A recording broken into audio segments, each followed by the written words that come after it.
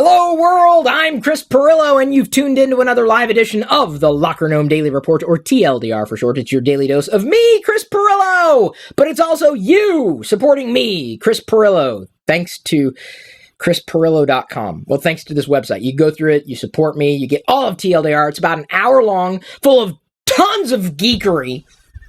Tons, or at least an hour's worth, give or take. Today, I'm going to talk about how you can save money with apps, or getting apps that could help you potentially save money, or just saving money with apps in general. Like, not spending money on apps and getting apps without paying for them. I mean, I know you just get the free apps. Well, I'm not talking about just getting free apps necessarily, although that is kind of one of the things that I wanted to discuss. Before I dive into that, I wanted to let you know that this is the live stream of the build that Bonsai Baby is doing of the AT-AT Rocking Horse, or AT-AT, the Imperial Walker. We've commissioned her to build this little rocker for Jedi. Instead of a rocking horse, it's going to be an AT-AT. And she scaled it down for a child Jedi's age, and this is what she's streaming this into her Twitch feed. I'm hosting it in my Twitch channel, and I figured I'd have that running behind me during the entire live broadcast, this live broadcast of TLDR, for my patrons, the people who support me, on chrispirillo.com. I'm going ahead and slide this over, and words. There we go. Now you can see some of the supporters here.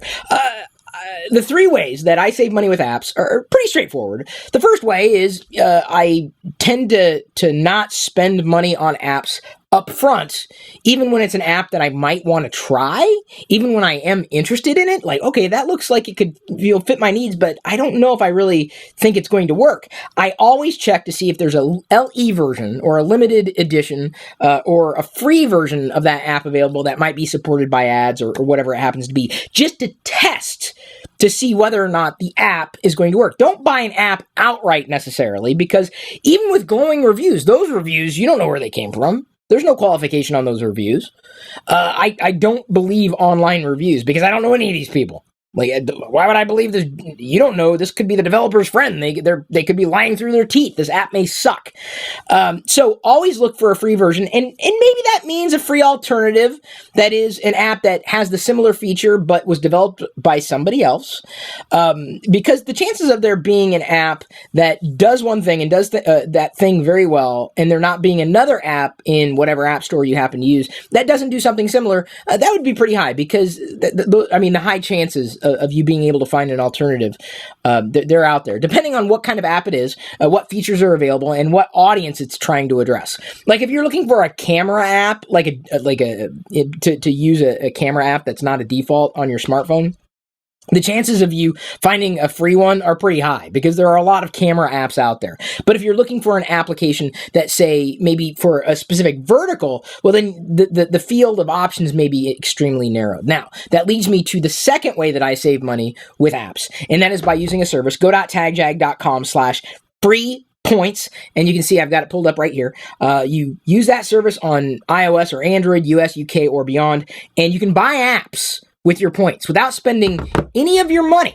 Your money can be converted directly into redeem codes that you could use to exchange to get apps that would normally cost you money. Like, all these apps, these are just sample apps. You can search for a paid app in the App Store, and this may be an iOS thing only, but instead of spending money on any of these apps that would normally cost a very reasonable 99 cents to $5, maybe even $10. $10 is still insanely reasonable for an app. Now, I know you think I'm crazy, but remember, I grew up in a time when the only way to get software was off the shelf, and that would normally cost you $50. It wasn't cheap at all, and then you didn't even know if it was going to work or not.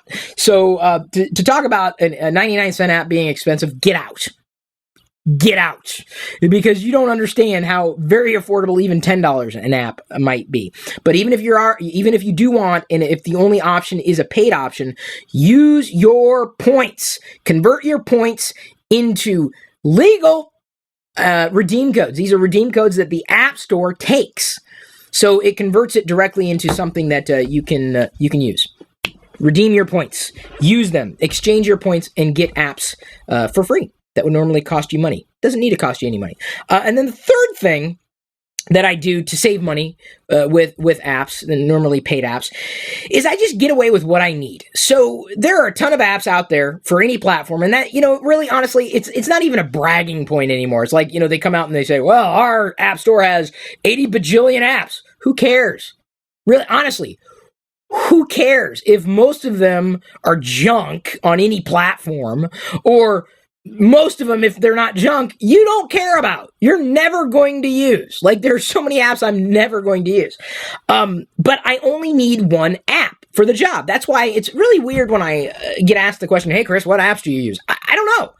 I don't use apps that I don't need 44. What I'm saying is I don't need 4,000 camera apps. I just need one. So I only get one because it does that one thing well. It's when it's got a feature that works well that it can't be found in another application. And then knowing full well before I even get the app, before I even use my redeem codes, which I get for free by using go.tagjag.com/free points, I see how often that app is updated.